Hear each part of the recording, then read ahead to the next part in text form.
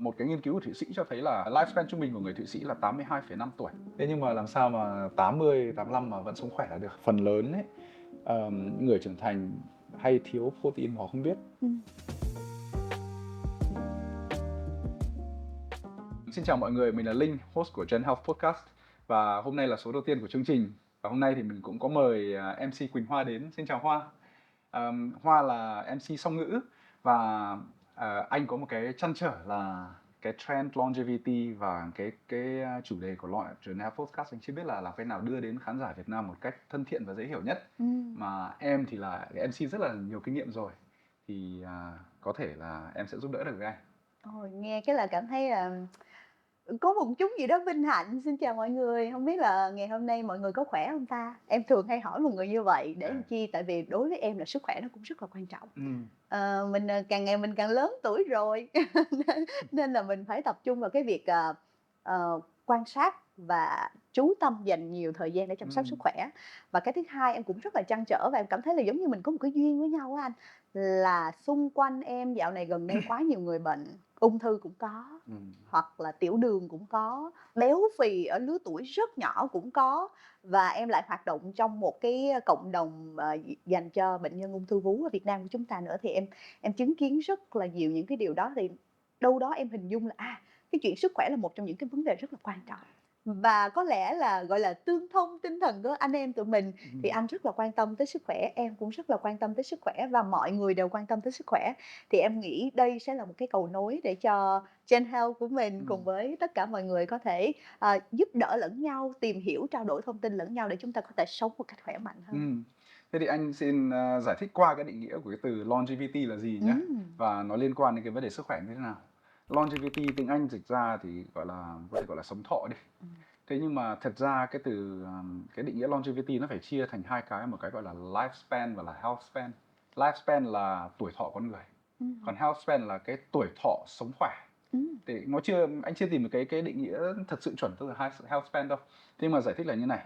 Thế một người sinh ra là 0 tuổi đi, sống cho đến năm rời khỏi trái đất này là 80 tuổi, thì đấy gọi là lifespan của họ, tuổi thọ. Thế nhưng mà trong 80 năm đấy không có nghĩa họ sống khỏe. Mà một cái nghiên cứu của Thụy Sĩ cho thấy là lifespan trung bình của người Thụy Sĩ là 82,5 tuổi. Trong khi đó health span của họ chỉ có 73,5 thôi. Tức là 9 năm cuối đời đấy họ sống mà bị một cái bệnh nền nào đó, hoặc là có một cái vấn đề về sức khỏe nào đó mà làm cho cuộc sống của họ không được như xưa nữa. Thế thì trong những cái bệnh nền mà anh nói thì rất đơn giản nhé. Bệnh gút, bệnh tiểu đường, đấy, ung thư, bệnh về tim mạch, họ không leo được lên cầu thang nữa, không đi chợ mua bán được nữa, không chơi được với con cái nữa, nhiều người cứ nằm liệt giường chẳng hạn. Đấy, thế thì cái mà mục đích của longevity muốn đạt được ấy là ok là có thể kéo dài lifespan, nhưng mà quan trọng nhất là cái health span, là cái tuổi làm sao gọi là mình lão hóa nhưng mà lão hóa một cách khỏe. 80 tuổi vẫn đi chơi được với con cháu, vẫn bế được cháu. Đấy, thế thì cái đấy là cái tiêu đề của longevity. Và anh quan tâm tới cái điều đó. Em thấy là vừa rồi anh có chia sẻ những cái bệnh mà khiến cho một cái người có phải chịu đựng ở những cái năm cuối đời của mình, toàn là những bệnh ở thời kỳ hiện đại. Anh nói về bệnh tim mạch, bệnh viêm khớp, bệnh tiểu đường, bệnh béo phì, bệnh ung thư. Đó là những căn bệnh của thời hiện đại. Đúng rồi. Thì không biết đó có phải là một trong những cái điều mà nó là hồi chuông để mà mình, gọi là, cảnh tỉnh mình là có nhiều thứ xảy ra xung quanh mình quá và nó ảnh hưởng tới sức khỏe, tới chất lượng cuộc sống của mình quá, khiến cho anh phải trăn trở để mà mình quyết định ra làm cái podcast này không? Cái đấy hoàn toàn đúng nhá. Như em nói là nó là bệnh của thời hiện đại. Thì cái đấy là do những cái thói quen sống của mình nó gây ra. Và cũng nói luôn là longevity không có nghĩa là để sống lâu, không có nghĩa là phải dùng cái thần dược hay cái gì đắt đỏ, mà phần lớn của nó sẽ là gọi là cái life hacks, từ những cái thay đổi thói quen nhỏ trong cuộc sống để mà có thể cải thiện sức khỏe bản thân một cách đơn giản nhất. Còn cái con đường của anh đến lấy longevity thì là cách đây 2 năm là anh có một khách hàng ở bên Đức, là anh làm tư vấn marketing. Thì cái khách hàng đó là startup mà họ mở một cái longevity center ở Zurich ở Thụy Sĩ. Thế thì lần đầu tiên anh mới nghe được cái định nghĩa này, cũng ngạc nhiên là thế longevity là gì. Xong rồi anh đọc và anh tìm hiểu thì thấy rất là hay. Thế nhưng mà đấy chỉ là cái sở thích thôi, nó chưa đưa đến hành động cụ thể. Hành động cụ thể thì là đã cách đây khoảng độ 1 năm thì mẹ anh mất. Mẹ anh mất năm 76 tuổi, là bác sĩ. Thế nhưng mà mặc dù là bác sĩ am hiểu về y học, thế nhưng mà những cái năm cuối đời của mẹ anh sống thì rất là thiếu khoa học. Tức là cái đấy sẽ nói sau về ăn uống, về vận động nhé. Thế nhưng mà đối với xong cái longevity là có bao nhiêu cái hack gì bà làm sai hết bấy nhiêu. Đấy, thế là mẹ anh mất. Mà nhìn ngẫm lại ấy, thì 5 năm cuối đời của mẹ anh là đúng như cái anh vừa nói là lifespan không có nghĩa là health span. Tức là cứ ở nhà rồi quanh quẩn rồi suốt ngày rối loạn tiền đình. Cái rối loạn tiền đình nhá, hầu như người già nào ở Việt Nam cứ có tuổi là bắt đầu là kêu là rối loạn tiền đình, là chóng mặt, không đi làm cái này không làm cái kia được. Cái đấy rất là phổ biến. Thế nhưng mà có một cái mọi người không biết là cái rối loạn tiền đình đấy có thể phòng ngừa được. Không phải là chữa là thuốc thì anh không nói, thế nhưng mà anh nói là phòng ngừa được. Và cái mục đích của longevity nữa là phòng bệnh hơn chữa bệnh. Đấy. Mọi người cứ nghĩ là cái câu đấy nói cửa miệng nó sức khỏe là vàng và phòng bệnh hơn chữa bệnh. Thế nhưng mà chú tâm vào phòng bệnh như thế nào thì thường mọi người không để ý đến. Đấy, thế thì ao ước của bản thân là muốn truyền đạt cái kiến thức này về longevity đối với mọi người. Nói thêm nữa là anh không phải là thầy dạy cái môn này nhá. Anh cũng không phải là chuyên gia y tế. Anh chỉ là một người tự mày mò đọc sách rồi tìm hiểu, và anh có cái kiến thức gì thì anh chia sẻ với mọi người đồng hành thôi. Có rất nhiều kiến thức có thể nó chỉ áp dụng đối với bản thân anh, chứ mà đối với người khác thì lại không thích hợp. Đúng, hoàn Đấy, toàn đồng ý. thì anh thì em thấy anh đeo sensor, anh đeo đủ các thứ đây, cả tay cả đường huyết này, thì tí nữa anh sẽ giải thích cụ thể hơn Vâng. là tại sao làm như thế. Cái chuyện mà mình tìm hiểu được bao nhiêu rồi mình chia sẻ với mọi người thì rất có khả năng là mọi người sẽ đánh giá là bạn là ai, hoặc là liệu rằng những cái mà bạn chia sẻ cho tôi nó có một cái chứng cứ rõ ràng, hoặc là nó dựa trên những cái nghiên cứu khoa học hoặc là những cái bằng chứng gì hay không. Thì cái chuyện mà họ nghi ngờ là có cơ sở. Nhưng mà một cái điều mà em rất là thích ở một người mà họ muốn mang ra cho xã hội những cái thông tin tốt, hoặc là những cái điều mà mình cảm thấy là chính bản thân mình áp dụng nó đã thành công rồi, thì tại sao tôi lại không giúp đỡ mọi người, thì đó là điều em rất là trân trọng. Và em cũng nghĩ là ok, nếu như mà các khán giả xem cái chương trình Gen Health này họ cảm thấy là mình có mắc một cái lỗi gì đi, thì sẵn sàng chúng tôi sẽ tiếp nhận những cái bình luận của các bạn ở phía bên dưới để mà chúng tôi có thể thay đổi và ngày một tốt hơn. Thì em thấy đây là một cái phép thử nó rất là tuyệt vời cho cả bản thân anh và cho mọi người nữa. Em cũng muốn hỏi một câu mà hồi nãy anh có nói là anh đọc sách rất là nhiều, anh cũng tìm hiểu rất là nhiều, nhưng mà bên cạnh cái việc mà anh có một cái biến cố rõ ràng là những cái người xung quanh mình, những cái người mà mình yêu thương họ bị ảnh hưởng tới sức khỏe quá, bản thân mình cũng phải quan tâm đến sức khỏe, thì anh còn có lấy cái nguồn cảm hứng ở đâu nữa trên thế giới hay không, ngoài cái longevity? Nếu mà nói về motivation của bản thân ấy, thì ngoài chuyện mẹ anh ra thì là con gái anh. Tức là anh muốn là sau này nó lớn lên, nó lấy chồng, nó có con cháu thì mình có thể giúp đỡ về đi chơi với nó được. Anh rất là ngưỡng mộ một người bà của bạn anh mà 80 tuổi, bà vẫn đi trượt tuyết. Vẫn đi trượt tuyết, vẫn đi mua hàng hóa xách lên cầu thang bình thường.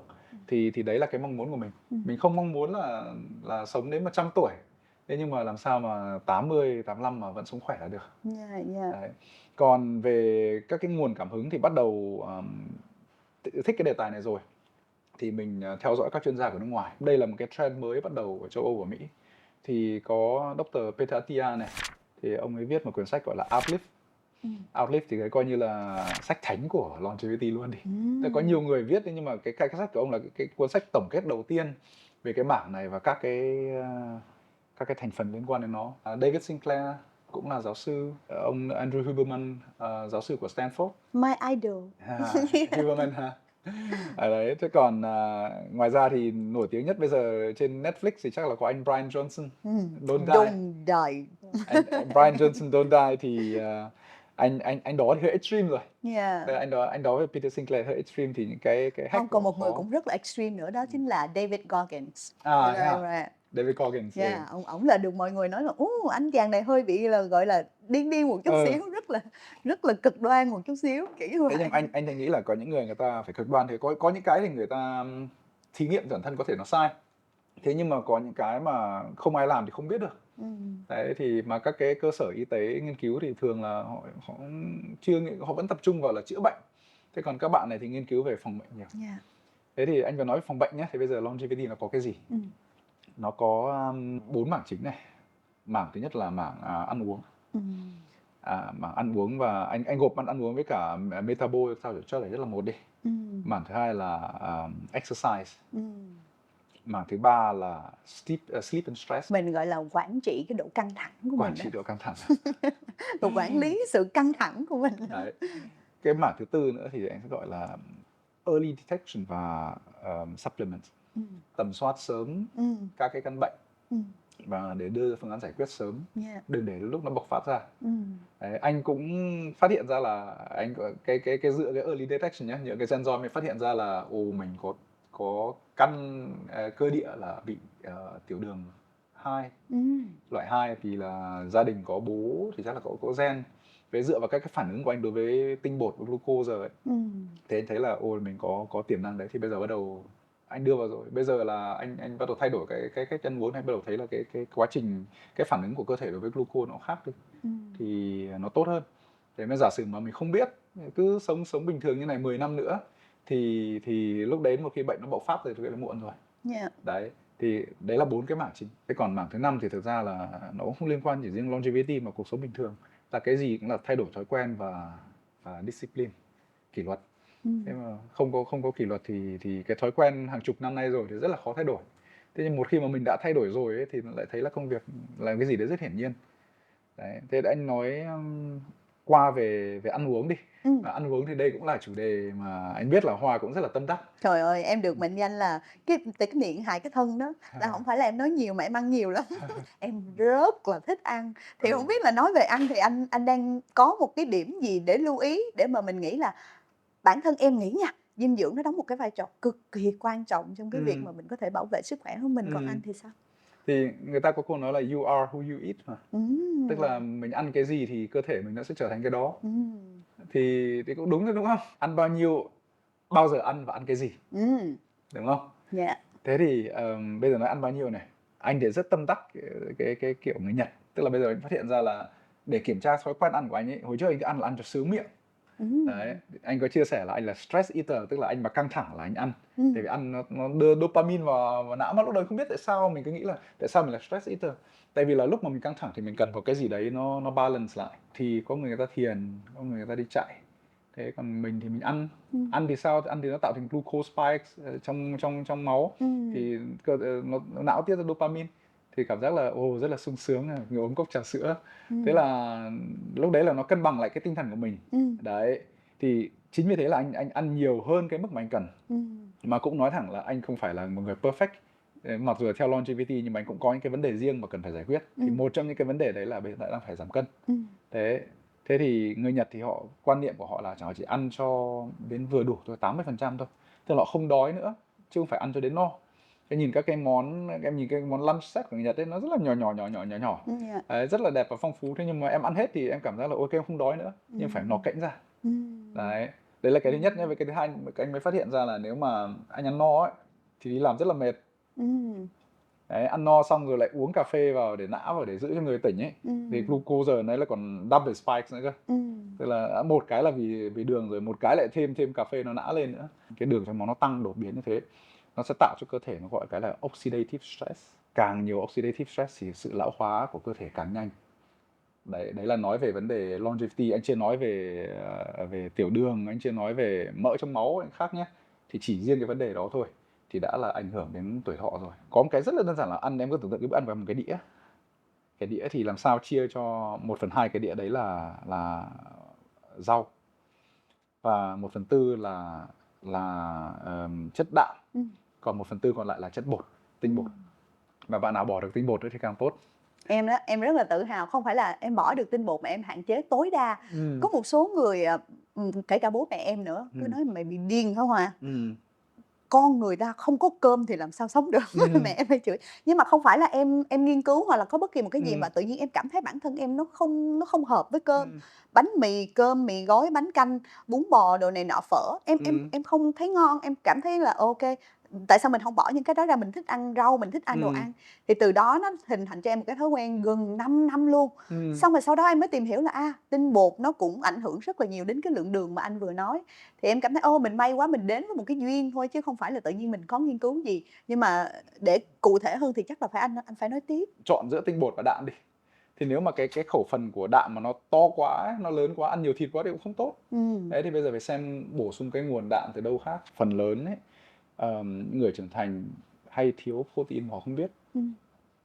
Trừ những bạn suốt ngày ăn thịt nhé, nhưng mà ăn thịt thì cũng chưa hẳn là khỏe đâu. Thì cứ tính trung bình là một người trưởng thành khoảng độ 50 đến 70 gram protein đi. Một quả trứng có 5 gram protein. Ăn làm sao hết 10 quả trứng ngày. Đúng không? Nên bao giờ là cũng có cái thiếu. Thế mà cái protein đấy thì nó liên quan đến việc cấu tạo của tế bào, và nó cũng liên quan đến nữa là giữ khả năng cơ nữa. Nhưng tại sao các bạn đi tập gym mà suốt ngày uống whey protein là vì thế đấy. Thì cái đấy là cái anh cũng bổ sung thêm. Dạ vâng. Mình đang nói về ăn cái gì á, thì nó luôn uống cái gì đi.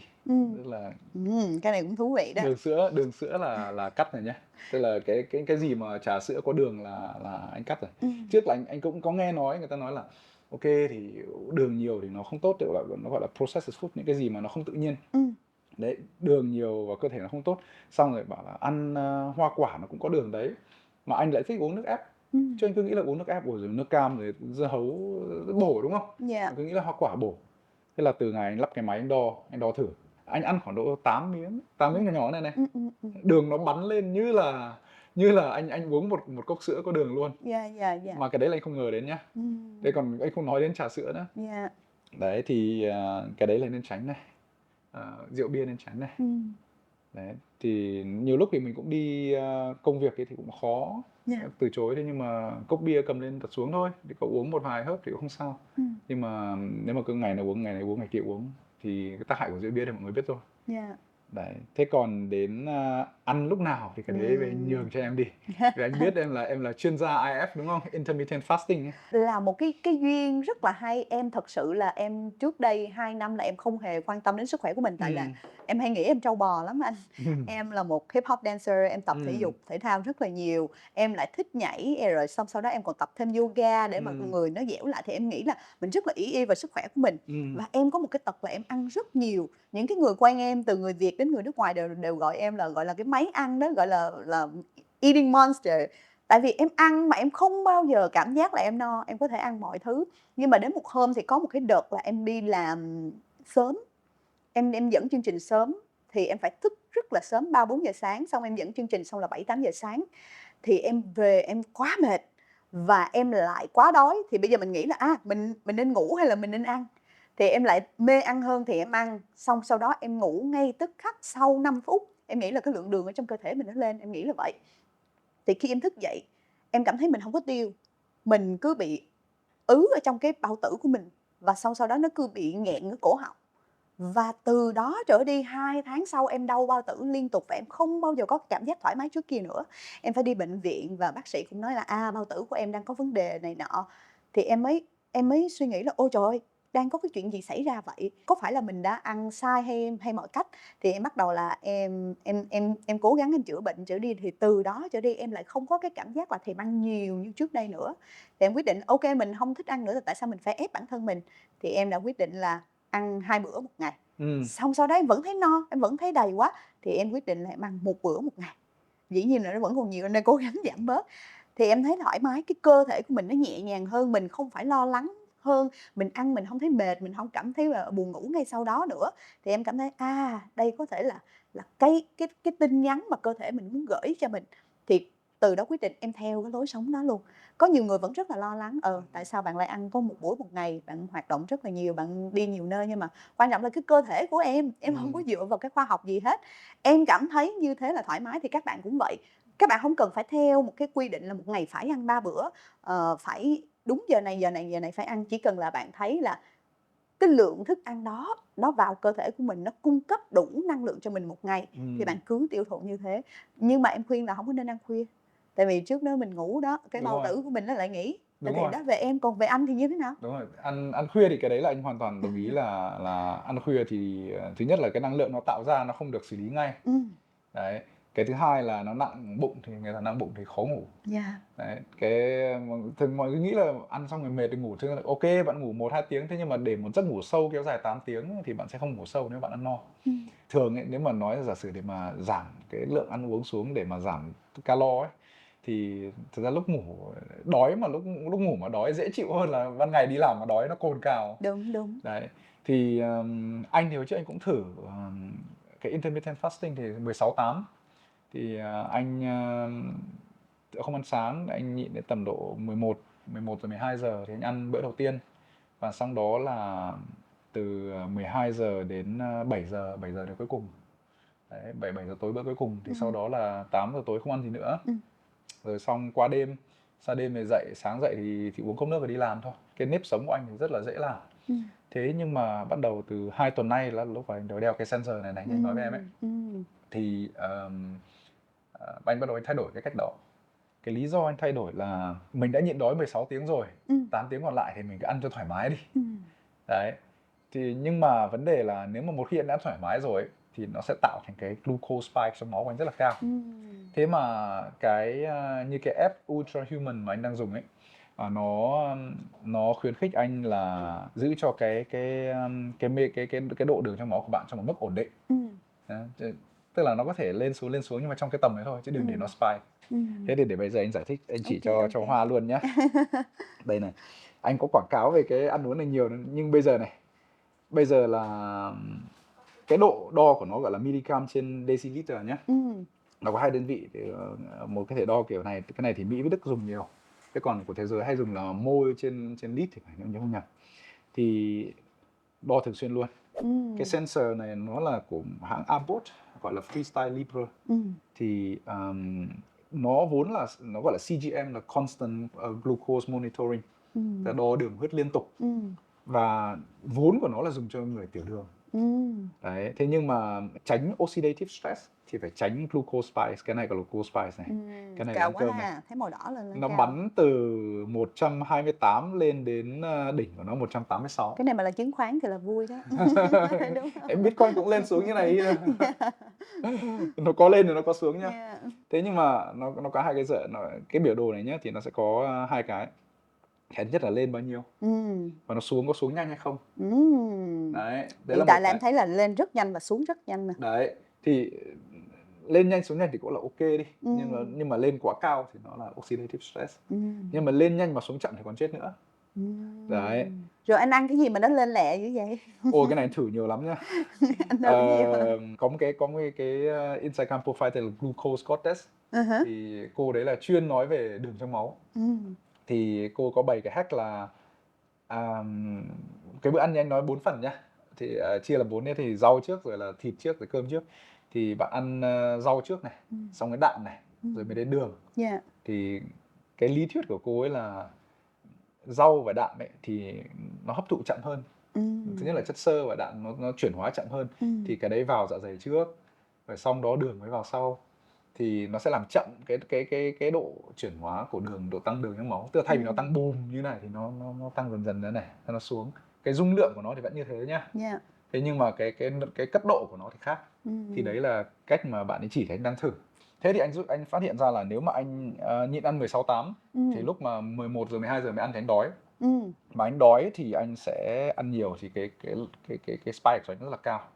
Thế thì bây giờ bắt đầu chuyển ra lại ăn sáng. Ăn sáng ăn cái gì nhẹ thôi. Xong đó rồi có một cái snack nào nhỏ nhỏ, hạt cây, hạt. Đấy, hạt, xong rồi đến tầm độ 11 12 giờ thì ăn. Và trước khi ăn anh làm thêm cốc nước. Cái đấy cái thách rất là đơn giản, tức là uống thêm cốc nước để cho nó cảm giác nó đỡ đói cồn cào đi. Xong rồi ăn chậm thêm một chút. Đúng rồi, ăn chậm nó rất là quan trọng, nó làm cho bản thân em là có nhiều đồ ăn em rất là thích đi ăn buffet. All you can eat. Anh thích ăn buffet nhưng mà bây giờ anh không dám đi nữa. Thì đó, nhưng mà bây giờ em nghĩ là mình ăn để mình khỏe nó khác là mình ăn để mình cảm giác sướng cái miệng. Nên anh nói cái yếu tố thứ 5 ở trong longevity là discipline, là kỷ luật á. Anh nói nó không quan trọng, thật sự em thấy nó rất là quan trọng. Cái việc mình đặt câu hỏi trước cái bữa ăn nó cũng rất là quan trọng. Ok, mình thích cái này quá, mình ngon quá, mình có thể ăn được nó hay không, nhưng quan trọng là nó có khỏe hay không. Thì cái câu đó nếu mà mình thấy là mình chậm là một nhịp thì mình sẽ giảm. Thì em cảm thấy là cái điều đó nó sẽ tốt cho mình. Và bên cạnh cái thứ hai mà anh nói riêng về cái mảng ăn uống á, mà anh nói là cái cơ thể của anh cảm thấy là anh cố gắng hơn, thì em cũng nghiên cứu là liệu rằng mình ăn một bữa nó có quan trọng hay không, nó có ảnh hưởng hay không. Thì cũng Andrew Huberman mang cho em tới cái cảm giác gọi là mình tự thanh lọc cơ thể mình bằng cách là Khi mà bản thân chúng ta đói á, thì chúng ta sẽ tự đốt mỡ ở bên trong cơ thể của chúng ta. Thì giảm cân là mấy cô gái rất là thích rồi, bản thân em rất là thích. Cái thứ hai nữa là cái cơ thể của mình nó có một cái cơ chế rất là thông minh và em cảm thấy rất là ngưỡng mộ cơ thể của chúng ta, đó chính là khi mà trong người mình không có thức ăn thì bản thân nó sẽ tự tìm hiểu những cái tế bào hư, những cái tế bào xấu, nó sẽ tự ăn cái đó để nó nuôi những cái tế bào khỏe mạnh. Nó giống như cảm giác là mình tưởng tượng nếu như trong người mình nó có nguy cơ tiềm ẩn những cái bệnh gì thì chính cơ thể của mình nó sẽ tiêu diệt. Thì em thấy ô tuyệt vời quá như vậy. Thì liệu rằng cái việc nhịn đó nó tốt hay không? Và cái thứ ba em đặt ra câu hỏi là nếu mình nhịn đói mình có đau bao tử hay không? Thì em cũng tìm hiểu. Thì người ta nói là khi mà mình đói thì bao tử mình nó không có hoạt động. Thì nó không hoạt động thì làm sao mà nó lại quá tải được. Cái việc đau bao tử là khi chúng ta ăn một cái lượng thức ăn quá lớn, lượng axit nó tiết ra không đủ thì nó phải tiết ra thêm nhiều nữa thì nó mới đau cái bao tử của mình, và từ đó rất là hại cho bao tử. Còn cái việc chúng ta nhịn ăn dần dần, cái cảm giác chúng ta đói, chúng ta hơi quặn một chút xíu, đó chỉ là cái cảm giác. Nhưng mà quan trọng là cái bao tử của chúng ta nó sẽ được khỏe mạnh, nó không có tích lại nhiều cái thức ăn thừa, nó không tạo ra độc tố. Và đó là lý do mà em cảm thấy rất là ủng hộ cái việc mà mình ăn ít bữa và cũng là cái lượng vừa phải. Hoa vừa nói đến định nghĩa theo y học của nó gọi là autophagy. Autophagy dịch ra tiếng Anh là self-eating, tiếng Việt là tự ăn mình. Nghe thấy nó tàn nhẫn. Thế nhưng mà nó là đúng là một cái gọi là điều diệu kỳ của các tế bào đấy, của cơ thể. Cơ chế của cơ thể mình bao giờ nó cũng có autophagy, nhất là lúc ngủ chẳng hạn. Là các tế bào tự sửa chữa và tự tiêu diệt những cái tế bào bị hỏng. Đấy, thế thì cái autophagy đấy lại được kích thích thêm một cái là nếu mà mình cơ thể nó thiếu năng lượng vì nhịn ăn thì các tế bào nó vào đó nó xà lại, nó tìm lại là trong các tế bào này có cái tế bào nó hỏng, nó tự phân rỉ và nó lấy cái năng lượng đấy, một là dự trữ là tiết kiệm cái độ năng lượng cho bị tiêu thụ, hai là dùng cái năng lượng đó để nuôi các tế bào khác. Thì như anh đã nói là lúc ngủ là có autophagy. Để mà kích thích autophagy thì còn có thêm hai cách. Nó nhịn ăn thì là 16/8 là anh nói rồi. Thế còn một cách nữa là nhịn ăn trường kỳ, 72 tiếng trở lên, từ 3 đến 5 ngày. Cái đấy là anh chưa thử nha. Em thử rồi, anh có muốn em kể cảm giác không? Em nhịn ăn thử bao nhiêu ngày? 5 ngày. 5 ngày tổng cộng? Đúng 5 ngày, dạ. Thế cái cảm giác là như nào? Ngày đầu tiên thì cũng ok, mình quen rồi mà mình ăn một bữa một ngày. Ngày thứ hai là bắt đầu là cảm thấy là chỉ uống nước đúng không? Dạ, chỉ uống nước lọc, không uống trà, không uống cà phê, không uống bất kỳ gì, chỉ nước lọc. Xong rồi ngày thứ hai là mình bắt đầu mình thấy ông trời rồi đó. Qua ngày thứ ba là nó đỉnh điểm nhất, bởi vì nó lên gọi là cái đỉnh cao nhất á. Thì em cảm thấy là đầu tiên là mình hay bị ù tai, dĩ nhiên cái đường huyết của mình nó xuống, mình thấy nó hơi bị chóng mặt và mình rất là bứt rứt, mình rất là khó chịu. Ngủ ít đi, bị nằm mơ nhiều hơn, nhưng mà cái cảm giác tập trung của mình nó cực kỳ cao. Anh làm cái gì nó anh cũng làm được tối đa tất cả các phần trăm ở trên cái bộ não của mình. Em có tập thể thao? Em vẫn tập thể thao bình thường. Vẫn mọi thứ đều bình thường, đi ra ngoài tập thể dục thể thao, rồi làm việc, đi học, đi dẫn chương trình, thậm chí trên sân khấu mà lúc đó là ngày thứ tư em nhịn rồi đó. Thì nó rất là khó khăn, nhưng mà có một cái là cái hơi thở của mình nó không có hôi nữa. Em có thể là vì không có đồ ăn. Cái thứ hai nữa là mình không cần phải ngủ nhiều, tại vì mình không cần phải lấy lại năng lượng nhiều. Nhưng mà cái mức độ tỉnh táo của mình nó rất cao. Chỉ có một cái đó chính là chúng ta cảm thấy là thèm ăn, nằm mơ lấy đồ ăn không, nằm ngủ chảy nước miếng luôn, tiền gà nè, heo nè, đồ tất cả mọi thứ, bánh trái đồ nó nằm ở trong cái giấc mơ của mình cảm giác. Nhưng mà còn lại thì em cảm thấy là cái cơ thể mình nó cực kỳ thoải mái và nhẹ nhàng. Cái độ tập trung nó rất cao. Qua ngày thứ 5 là anh cảm thấy anh bình tĩnh lại. Anh nghĩ là anh còn có thể nhịn thêm được 2-3 ngày nữa. Cái tinh thần của anh nó bắt đầu nó mạnh hơn và anh bắt đầu anh chấp nhận cái cơ thể của mình nó quen hơn. Thì em định là nghỉ thêm ngày thứ 6, nhưng mà em sợ là cái cơ thể của mình không đủ. Thì em quyết định em ăn lại, và em ăn bằng những cái thực phẩm nó rất là đơn giản, cháo lỏng nhẹ nhàng thôi, thì để làm quen với cơ thể. Nhưng mà anh ơi, nó ngon khủng khiếp. Oh my god, nó ngon khủng khiếp. Em hay nói là để cảm giác được ăn lại. Lúc anh thử anh nghe cái này nhiều lắm rồi đấy, và các chuyên gia họ cũng tự họ cứ 3 tháng họ làm một lần. Dạ, nhưng mà mọi người ơi, bệnh nền thì không nên. Có chỉ số về tiểu đường này nọ không nên, nên mọi người phải tìm hiểu rất là kỹ. Anh cũng phải tìm hiểu kỹ nha. Dạ. Rồi, mình đã nói qua về ăn uống là nạp năng lượng. Thế bây giờ mình nói về đốt năng lượng đi, là exercise nha. Thế bí quyết của em để giữ eo và giảm cân là gì? Hổng dám ăn đâu. Nhưng mà mình đang nói về tập thể dục. Giảm cân hả?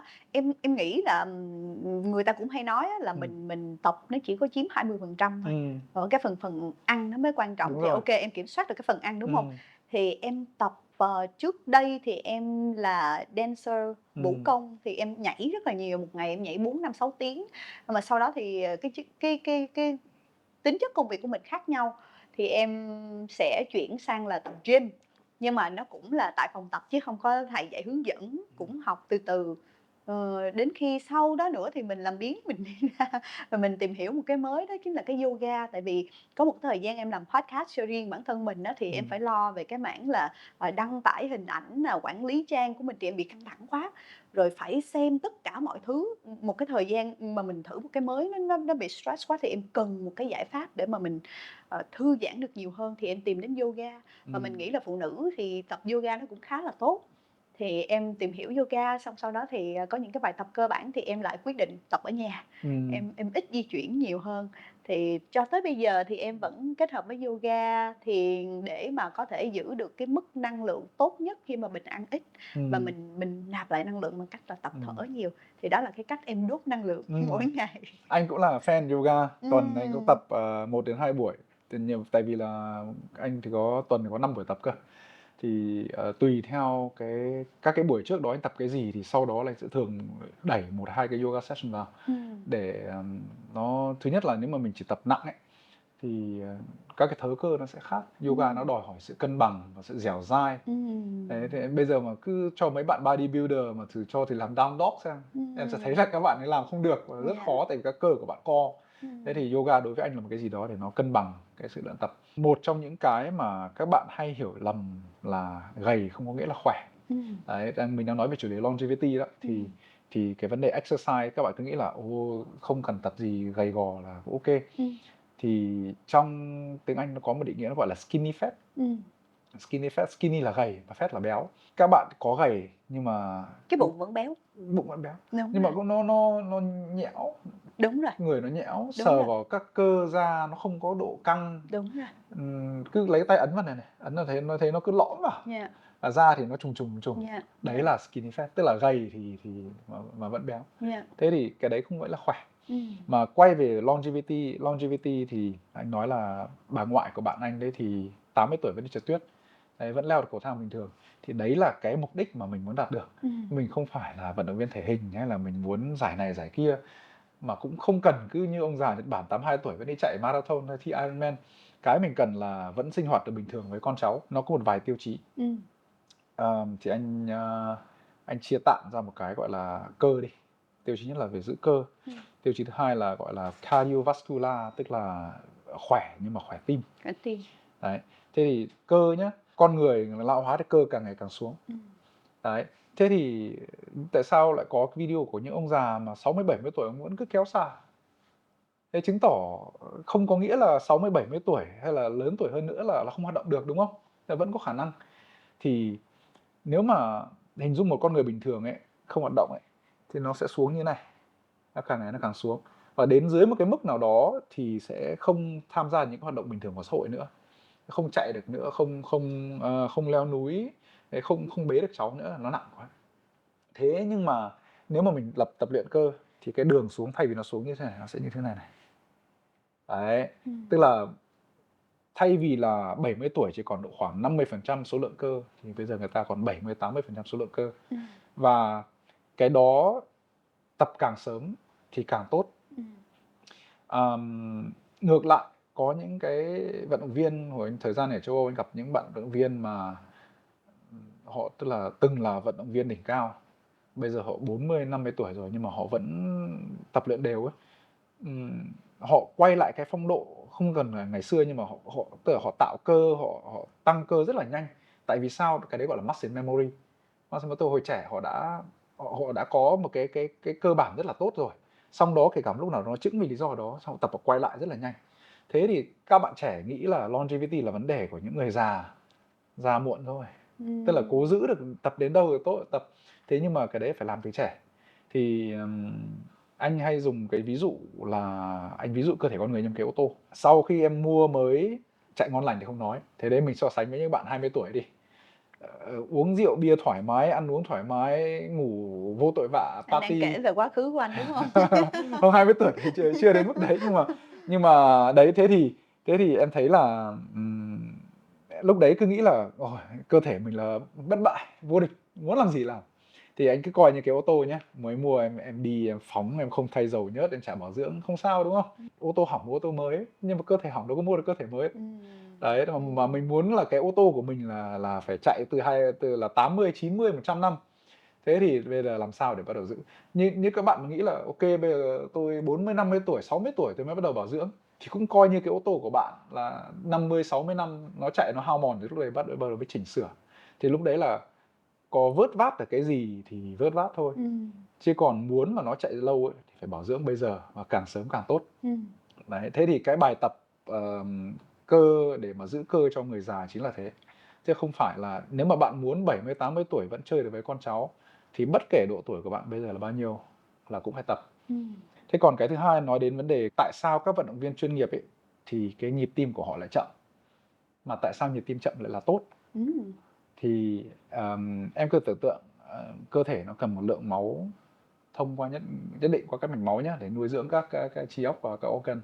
Thì các nội tạng, giả sử một bạn mà bạn ý hơi yếu, bạn phải nâng khoảng 10 kg mà bạn không nâng được, thì bạn chia làm 2 lần, một lần 5 cân, một lần 5 cân là bạn nâng được 10 cân, bạn đặt lên bệ đúng không? Một bạn khỏe thì bạn ấy cầm bật bịch cái 10 cân lên, thì tim của mình cũng thế. Đấy, thế những bạn nào mà tập nhiều, tim các bạn khỏe, mỗi lần nó bóp là nó bóp đủ cái dung lượng máu nó cần đẩy qua cơ thể rồi, thì chính vì thế nhịp tim nó chậm dần. Và cái đấy cũng là cái bản thân anh nghiệm ra. Sách vở họ viết ok, mình có phải vận động viên chuyên nghiệp đâu, một ngày tập 8 tiếng mà tập đến 6 buổi một ngày làm sao mà tập được. Thế nhưng mà anh nghiệm ra là anh tập những cái bài gọi là high intensity interval training, hoặc là những cái bài mà nó đẩy nhịp tim của anh lên cao, hoặc là tập chạy, thì phát hiện ra là hai cái, dùng máy đo nha, anh dùng máy đo anh đo hai cái là nhịp tim chậm lại này. Nhịp tim của anh 6 tháng tập bình thường không chú ý đến cardiovascular thì tầm độ 50 đến 52, còn bây giờ là tầm 44 đến 45, gọi là nhịp tim lúc ngủ đấy, resting heart rate ấy. Còn nhịp thở cũng chậm lại. Thở bây giờ thì tầm 1 phút thì thở đâu tầm độ 12 lần. Đấy, còn hồi trước thì có thể là 17, 18 lần. Vâng. Đấy, thì đấy là cái nguyên tắc là tập cho tim của mình. Thế bây giờ nó liên quan đến già. Các bạn hay rối loạn tiền đình đúng không? Các ông bà hay rối loạn tiền đình, hay huyết áp không ổn định, huyết áp cao, huyết áp thấp, cái đấy hay nghe ông bà bố mẹ nói nhiều nhất đúng không? Chóng mặt rồi các thứ, thì đấy chính là cardiovascular, là một phần cardiovascular, blood pressure, metabolism, ba cái yếu tố này nó kết hợp thành. Mà những cái đấy không có cái gì gọi là khó khăn hay làm cái gì đấy nó huyền bí cả. Nó rất là đơn giản. Các bạn tập nặng đi, tập tạ nặng, đừng nặng quá sức thì sẽ hại. Các bạn đi bộ đi, nhưng mà đi bộ cũng được, đi bộ mà không toát mồ hôi thì nó cũng không ăn thua đâu. Tức là lúc nhanh lúc chậm để cho nhịp tim nó có biến. Đấy. Xong rồi chịu khó vận động. Anh về Việt Nam mình thấy có một cái rất là thang máy nhá, tầng 3 cũng đi thang máy. Mà nhiều lúc anh bảo anh muốn đi bộ, không có thang bộ. Thang bộ chỉ cho trường hợp khẩn cấp thôi. Thế thì những cái bài tập nó có thể kết hợp vào cuộc sống hàng ngày. Đấy, mà không có. Hoặc là bên phương châu Âu thì họ đi bộ rất là nhiều. Để họ đi bộ ra ga tàu điện, xong từ ga tàu điện đến cơ quan, hoặc là đi đến đi chợ họ xách đồ. Việt Nam mình thì xe máy tạt và phát vào chợ.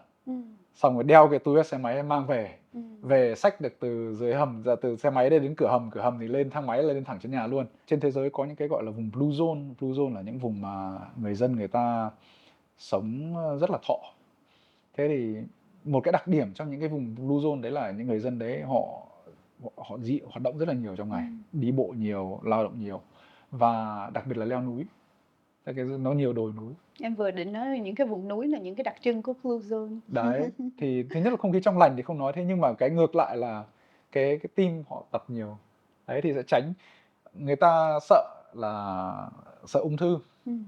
Ung thư là kiểu như là lệnh án tử hình, không tránh được, khó tránh được.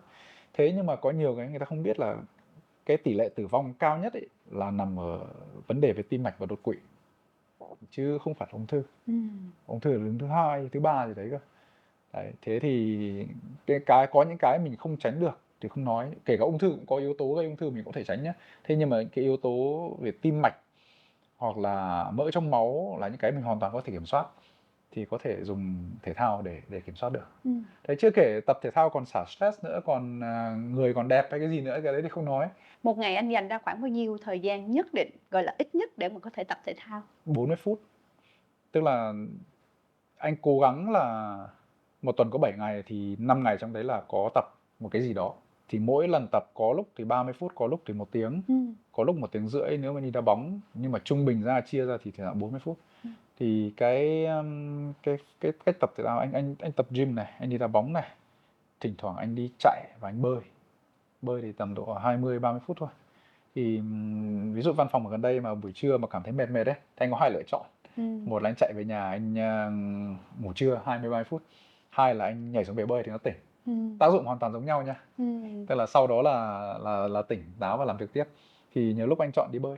Anh có bao giờ mà mình tập một cái gì đó xong và anh ngồi xuống anh cảm nhận là cái cơ thể của mình nó có những cái cảm giác như thế nào, nó cảm thấy thoải mái hoặc là hài lòng như thế nào? Em nghĩ là cái việc mà anh chia sẻ như thế này thì khán giả xem chương trình họ sẽ hiểu rõ hơn tại sao mà chúng ta nên tập thể dục. Nói về cơ đi. Anh không bao giờ bị đau vùng thắt lưng. Anh ngồi bàn phím cực kỳ nhiều nhưng mà anh không bao giờ bị đau thắt lưng.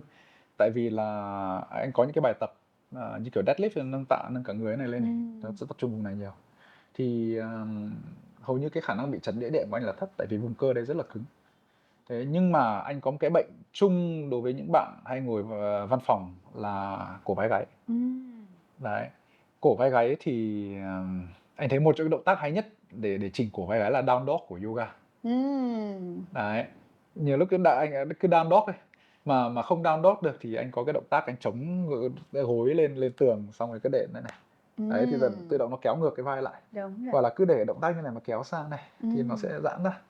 Đấy, thì nếu mà sau mỗi bài tập thì nó có cảm giác khác nhau.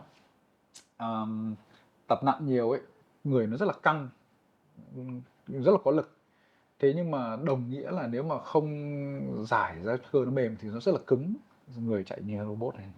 Mấy bạn thể hình như mấy robot. Thế thì lúc đấy lại phải balance, lại phải yoga. Thì anh tập yoga xong là thường rất là thoải mái, tại nó như một bài giãn cơ ấy. Đấy, thế nhưng mà nếu anh tập yoga nhiều thì anh lại cảm giác là anh sẽ thiếu một cái gì đó gọi là nam tính đi. Tức là to cơ đầu vai, hoặc là to biceps, hoặc là to cơ đùi. Tại vì yoga nó khỏe nhưng nó là thon. Đấy, thì nó hòa với nhau. Thế còn bơi thì như anh nói đấy, bơi thì nó dẫn đến sự sảng khoái nhất định thôi, là coi như bài tập cardio. Mà cũng có một thời gian anh tập nhiều mà anh tập rất là căng, nhưng mà tại sao không thấy giảm cân? Ăn uống vẫn thế, nhưng mà tập như thế mà rất căng. Tại vì những cái bài high intensity interval training ấy, nó sẽ tiết cortisol nhiều vì nó stress. Cơ thể nó bị stress mà, nó căng thẳng. Một tuần 2 buổi ok, 1 buổi ok. 5 buổi một tuần bạn tập HIIT thì cortisol nó ra. Mà nhất là đối với nam giới, cortisol nó ra thì nó sẽ giảm cái sự sản xuất của testosterone, cái hormone quan trọng đối với nam giới. Và nó cũng giảm cái sự trao đổi chất nữa. Nghĩa là bạn đốt ít năng lượng hơn. Trong lúc bình thường cái stress đốt ít năng lượng hơn thì sẽ tăng cân. Đấy, thì tập HIIT nhiều quá là không tốt.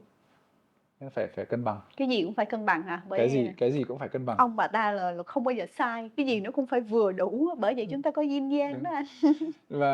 Và cái đúng rồi, yin yang đấy như em nói, và cái nữa là cơ thể mình cứ làm cái gì quen ấy thì cơ thể mình nó sẽ đắp, coi như là thích hợp với cái tình huống đó. Một cái châm ngôn mà anh hay theo là founder của một startup là getting out of comfort zone.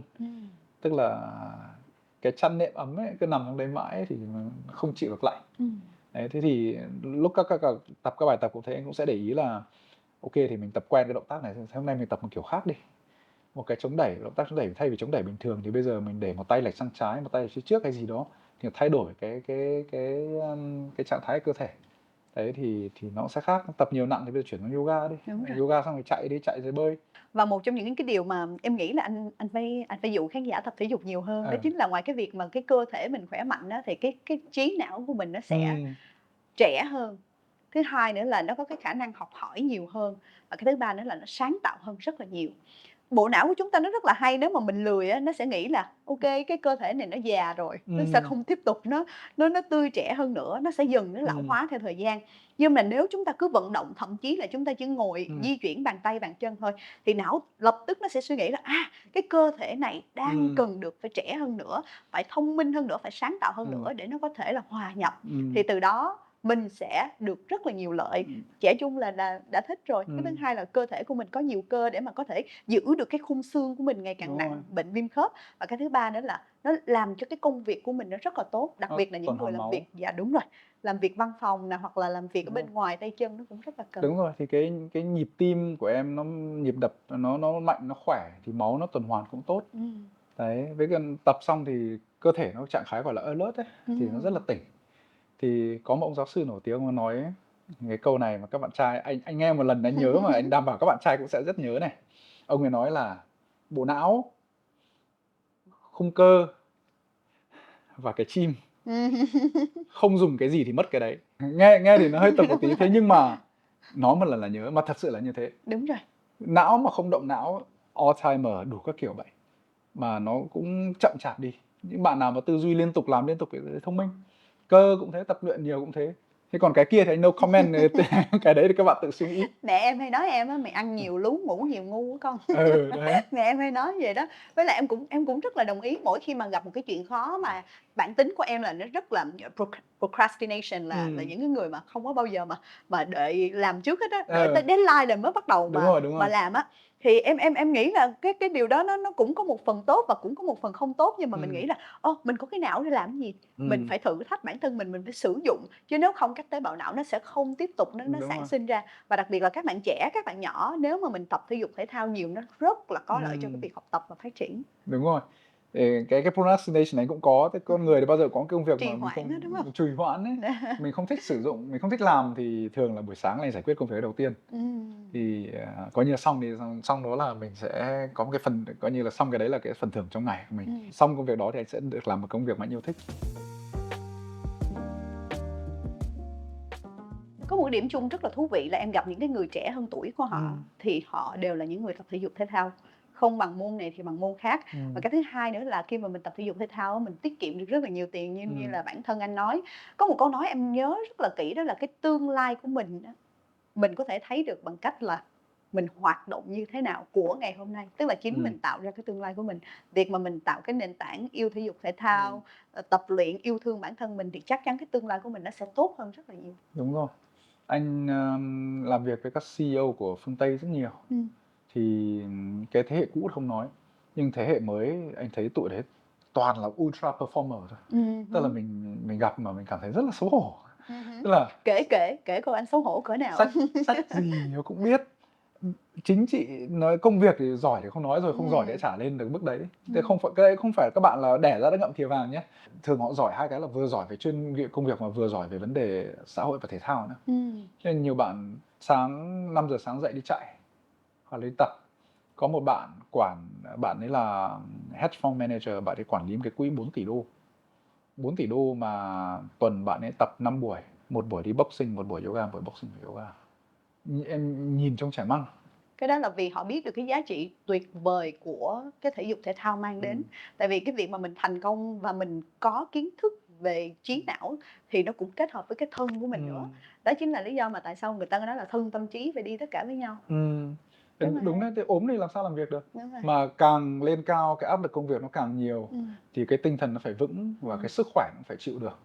Chứ còn suốt ngày ốm đau thì cái gì đấy, cố đến mấy anh thấy sốt 30 độ, 39, 40 độ ngồi cơ quan thì làm sao mà làm việc hiệu quả được. Có một cái câu này rất là hay, đó chính là khi mà bạn có sức khỏe, bạn sẽ có hàng ngàn cái vấn đề để giải quyết. Đúng rồi. Nhưng khi mà bạn không có sức khỏe, bạn chỉ có một vấn đề. Đúng rồi. Đó là sức khỏe. Đúng rồi. Tập thể dục nha các bạn, Dạ. cái gì gọi là quan trọng nó 3 lần, tập thể dục, tập thể dục, tập thể dục. Đúng rồi, cái đấy gọi là điều ước đấy. Em khỏe thì em ước hàng ngàn điều, nhưng mà em ốm thì em chỉ ước một điều thôi. Cái đấy Yeah. hoàn toàn chính xác luôn. Đánh giá sức khỏe của mình hiện tại nào? Nói chung thì anh đánh giá thì cái này là khách quan, không phải tự anh khen anh hay là Yeah. gì đấy, thì anh có app để chứng minh. Để đánh giá sức khỏe bản thân và theo dõi sức khỏe bản thân thì anh dùng 3 cái. Một cái đồng hồ của Fitbit, cái này là để tập thể thao và bước chân và nhịp tim. Cái thứ hai là cái nhẫn của Ultra Human, hoặc là cũng có là nhẫn của Oura. Đây là 2 hãng nổi tiếng nhất thế giới. Oura thì lâu hơn, Ultra Human thì mới. Cái này là đồng hồ Fitbit này cũng theo dõi về ngủ, thế nhưng mà cái này theo dõi về ngủ tốt hơn. Và đặc biệt là cái hệ ecosystem của nó thì nó có gắn cái CGM, Constant Glucose Monitoring. Cái này là cái sensor, nó là cái kim nó chọc vào trong da, thì đeo hàng ngày luôn, kể cả tập cũng thế và ngủ cũng thế, và bơi cũng thế. Thì sẽ đo cái lượng đường trong máu. Để tại sao anh không bị tiểu đường, cái này vốn là cái device dành cho tiểu đường nhé. Thế nhưng mà anh đeo để anh biết là cái cơ thể của anh đối với thực phẩm chức năng nào nó phản ứng như thế nào. Đấy. Thế thì em vừa hỏi là đánh giá về sức khỏe. Thì hiện tại năm nay anh 40, thì cardio age của anh bây giờ đang là 38. Tại là anh rút được 2 tuổi. Và tuần trước còn 37 cơ. Tuần này con gãy răng bố già mất 1 tuổi. Làm Chuẩn cha luôn. mẹ là cái nỗi Chuẩn lo luôn. cho con cái. Con gãy răng bố già 1 tuổi là đấy luôn. Thì trong này cái VO2 max của anh này, cũng là excellent này. Resting heart rate là elite này. Và cái heart rate variability là cái độ biến đổi nhịp tim ấy, cũng là elite, cho nó khá chuẩn. Cái vấn đề mà anh đang có là vấn đề cân nặng. Anh phải giảm khoảng 10 cân nữa. Vấn đề cân nặng và mỡ trong máu vẫn cao. Thì cái đấy là cái vấn đề liên quan đến ăn uống mà anh có nói lúc đầu của chương trình ấy. Thì chính vì thế anh đeo cái device này để anh biết là cái thực phẩm nào thích hợp và không thích hợp với mình. Đấy, thế còn cái journey của longevity thì như anh nói là mình là cái ô tô á, mà ô tô của mình mà muốn chạy đến 100 năm thì Bảo dưỡng. Năm nay 40 thì còn 60 năm nữa thì vẫn phải bảo dưỡng thôi. Và cũng may mắn là anh nghĩ là anh bản thân anh may mắn là anh được có cơ hội được tiếp xúc với cả những cái thông tin về cái lĩnh vực này, và nó cũng không phải là một cái gì đó quá xa vời hoặc là khó khăn mà mình không làm được. Đấy, và chính vì thế cũng mong muốn là mang cái kiến thức đấy để đến cho mọi người, để mọi người có thể là tự chăm sóc được sức khỏe bản thân. Đây là những cái kiến thức mà chúng tôi tạo nên hoàn toàn miễn phí cho các bạn, bởi vì chúng tôi biết được cái giá trị của sức khỏe. Nếu như mà đặt mình là vị trí của khán giả, em nghĩ là có rất nhiều những cái podcast về sức khỏe khác nhau. Thì em có rất là nhiều lựa chọn. Tại sao em phải lựa chọn Gen Health của mình? Cái podcast của mình không phải commercial. Đấy lại có cái là tự là founder nha. Có người hobby, có người mà người ta mang tiền đi mua siêu xe hay là người ta làm gì làm. Anh thích làm podcast, anh phổ cập kiến thức.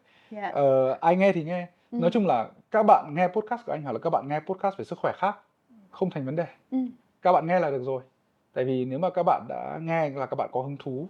Và lúc đấy thì như mình ăn nhiều món ấy, thì có món nó hợp khẩu vị, có món nó trái khẩu vị, nhưng mà không có nghĩa là nó không tốt. Thế thì mình cứ chọn món nào ngon mình làm thôi. Thì vấn đề của Gen Health Podcast không có nghĩa là các bạn phải trung thành với chương trình mà hay chỉ nghe được một chương trình, mà các bạn nghe thấy nhặt được cái thông tin gì bổ ích thì mình theo. Anh founder này hơi khiêm nhường một tí đó các bạn. Anh cũng phải dành rất là nhiều thời gian để mà có thể đầu tư cho Gen Health. Và dĩ nhiên thì cái điều này mà tụi mình nhắc lại rất là nhiều lần trong podcast, đó chính là chúng ta không thể biết được hết về các phương pháp bảo vệ sức khỏe. Nên đây là một cái cổng thông tin để mà có thể kết nối đến tất cả mọi người, cả những người làm podcast, chương trình, đến cả khán giả. Nên nếu mà chúng ta có cái gì chia sẻ để chúng ta có thể cùng nhau tạo nên một cộng đồng khỏe mạnh hơn, thì đây là một cái điều rất là tuyệt vời. Một câu hỏi nữa em muốn dành cho anh. Nếu như mà tưởng tượng Gen Health của mình là một cái nhân vật nào đó trong cái cuộc đời của một người nào đó, bất kỳ một người nào, thì người đó sẽ là gì? Đừng nói là mẹ nha, mẹ là không, mẹ thì đối với anh mẹ là comfort zone. Mẹ là comfort zone, là cái bến tàu tránh bão. Thì cái gì nó mang đến tính dẫn đường là một người hoa tiêu. Một hoa tiêu, anh không gọi là thầy mà gọi là dẫn đường và là đồng hành. Thì đối với các bạn thì mỗi người có một người là dẫn đường và đồng hành riêng với mình. ai là người chỉ dẫn cho các bạn, đi cùng các bạn, động viên các bạn, thì đấy sẽ là Gen Health. Và sắp tới thì Gen Health sẽ đưa ra 2 cái feature mà anh mong muốn tăng thêm một phần nào đó để giúp đỡ các bạn bước lên cái hành trình này. Cái feature thứ nhất là Health Calculator, tức là dựa trên các cái chỉ số học tính là bạn sẽ sống được bao lâu. Trong đó sẽ có là lối quen sống này, genetics này, cách ăn uống này, các chỉ số đường huyết hoặc tim mạch của các bạn nếu có. Và nó cũng đi đúng theo cái khung, tức là mỡ trong máu của bạn bao nhiêu, hoặc là bạn tập một lần tuần bao nhiêu lần, bạn hút thuốc không, bạn uống rượu không, đó nhá. Thì cái đấy nó cũng có thể là không hoàn toàn chính xác, thế nhưng mà nó sẽ như cái kim chỉ nam. Các bạn biết là ok, cái tuổi mình khoảng là như thế, thì nó sẽ chỉ ra là từng cái lối sống của bạn, cái nào có hại và cái nào có lợi. Đó, thì đấy là cái thứ nhất. Và cái thứ hai là bên anh sẽ viết một cái guide, một cái cuốn sách hướng dẫn. Và cái sách hướng dẫn này anh mong muốn là không phải anh viết một mình, mà anh sẽ cùng một cái community của gọi là longevity đi, cùng community viết ra một cái cập hướng dẫn như thế. Gọi là sách thì có lẽ quá nhiều, anh nghĩ chắc tầm độ 5 đến 10 trang thôi. 5 đến 10 trang, và trong đó nó sẽ có những cái hacks. Cái hacks là cái lời khuyên nhỏ. Đấy, như kiểu một cái hack của anh sẽ là 25 và 5. 25 phút làm việc, 5 phút giãn cơ. Đấy, xong rồi hoặc là cái hack của anh nữa là tiếp theo là ăn đừng no quá, ăn 80% thôi. Hoặc là ăn rau trước. Đó, hoặc là cắt đường. Em chắc là lần uống trà sữa cuối cùng cách đây cũng lâu rồi đúng không? Đó. Cái đó mình sẽ gọi là một cuốn sổ tay về bí kíp sức khỏe nho nhỏ. Đấy, thế thì nó chia thành từng phần. Thế thì ngoài ra thì đi kèm cuốn sổ tay đấy sẽ là các cái thông số khoa học, các cái bài nghiên cứu về tại sao đấy nó tại sao là phải bỏ đường. Đó, hoặc là tại sao nên uống ít bia rượu. Đấy, thì dựa vào cuốn sổ tay đấy nhé. Bạn nào cần đơn giản thì cứ theo cuốn sổ tay đấy mà sống. Thế còn bạn nào muốn tìm hiểu sâu hơn hay optimize cho mình thì sẽ có các cái dẫn chứng khoa học đằng sau. Thì cái đấy là hai cái dụng cụ, cái tools mà anh sẽ đưa đến cho khán giả chương trình để mọi người cùng dùng. Ví dụ như mình có 3 từ để mà có thể kết lại cái chương trình ngày hôm nay, một cái bí kíp cho buổi podcast này để mà khán giả xem rồi có thể có một cái gì đó gọi là bỏ túi, thì đó sẽ là 3 từ gì? Từ thì khó, nhưng mà cho anh gạch đầu dòng đi. Gạch đầu dòng. Gạch đầu dòng thì gạch đầu dòng thứ nhất là cơ thể là một cái máy móc nhé. Coi cơ thể máy móc thì bạn cứ tưởng tượng là cái ô tô như thế nào, cơ thể của bạn như thế. Đấy. Cái thứ hai là thay đổi lối sống là chìa khóa của sống thọ, của longevity. Không phải thực phẩm chức năng dùng bừa bãi, không phải là bác sĩ, mà là thay đổi lối sống. Cái điều thứ ba cuối cùng thì cái này thì cái tâm niệm của bản thân là anh rất chú trọng về thể thao. Đấy, thì các bạn cứ nhớ cho mình từ skinny fat. Gầy chưa nghĩ là khỏe đâu nhá. Đấy, gầy gò chưa nghĩ là khỏe, mà các bạn nên tập luyện. Đấy, thì nó vừa tốt cho cơ thể, vừa tốt cho tim, mà vừa tốt cho trí não nữa. Thì đấy là 3 cái mà anh lời khuyên khởi đầu dành cho khán giả chương trình. Thế còn sau đó thì sẽ còn nhiều những cái lời khuyên khác và sâu hơn. Và có những khách mời của chương trình là mỗi người sẽ có một cái lĩnh vực chuyên môn của họ. Thì mình sẽ đi về sâu hơn. Đó. Thế thì để chốt lại, anh xin cảm ơn khán giả của chương trình và hy vọng mọi người sẽ đồng hành với Gen Health Podcast trong một thời gian. Và nếu mà các bạn có success stories, những câu chuyện thành công, hoặc là có bạn những câu hỏi, thì hãy chia sẻ với cộng đồng để mọi người cùng nhau giúp đỡ nhau tiến lên. Dạ vâng.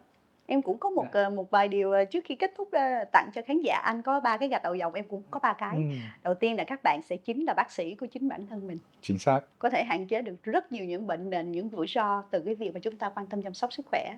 Thứ hai, mình cũng chính là người thầy của bản thân mình, bằng việc đọc nhiều, tìm hiểu nhiều, xem podcast Gen Health chẳng hạn, để có thể có được nhiều cái kiến thức mới và mình thay đổi tư duy và lối sống của mình. Và cái thứ ba, mình chính là đại gia của bản thân mình. Mình cho mình những cái điều tốt nhất, những cái thực phẩm tốt nhất, những bài tập thể dục thể thao, hoặc là những cái tinh thần sảng khoái nhất. Cảm ơn anh rất là nhiều vì đã mời em ngày hôm nay, Dạ, chúng ta trao đổi và hy vọng rằng anh em mình đã mang được một cái điều gì đó tuyệt vời cho dạ, khán giả ngày hôm nay. Nếu mà chúng ta có, bất kỳ những cái câu hỏi nào hoặc là các bạn có bất kỳ những cái chia sẻ nào thì chúng tôi rất là mong muốn nhận được từ phía quý vị. Bởi vì không chỉ riêng hai anh em chúng dạ, tôi là có tất cả, mà là cái việc mà chúng ta kết nối, chúng ta giao lưu, chúng ta chia sẻ với nhau thì, chúng ta sẽ biết được nhiều kiến thức của nhiều người ở bên ngoài nữa. Hoặc là các bạn có thắc mắc, bất kỳ thắc mắc nào về Gen Health thì các bạn cũng có thể bình luận bên dưới và chúng tôi sẽ quay trở lại để có thể giải đáp cho quý vị một cách sát sao nhất.